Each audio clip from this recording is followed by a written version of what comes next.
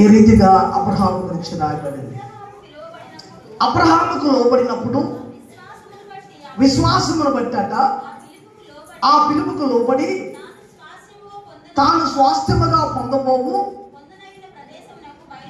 బయలువెళ్ళెను.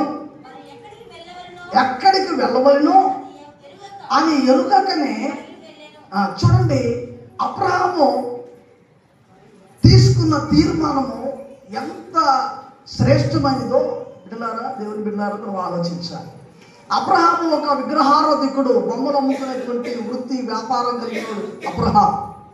దేవుడనే ఎవరో తెలుసుకోవాలని అన్వేషణలో ఉన్నవాడు అబ్రహాం.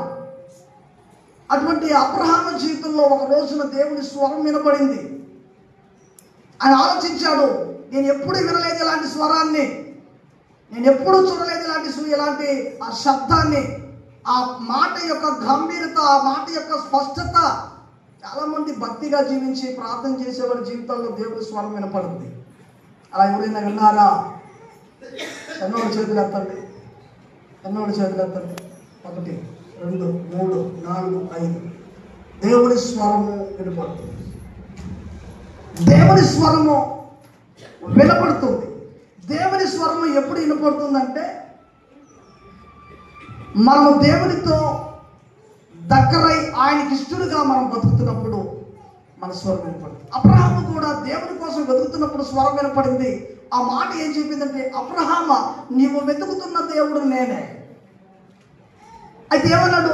నేను చూపించే దేశానికి నువ్వు వెళ్ళు అని అన్నాడు.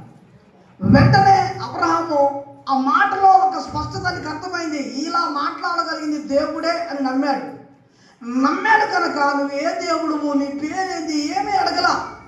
పోనీ ఎక్కడికి వెళ్ళాలో కూడా అడగల. ఆ దేశానికి వెళ్ళమన్నాడు, బయలుదేరాడు. అయితే ఆ దేశంలో నేను చేయాలా అడగల.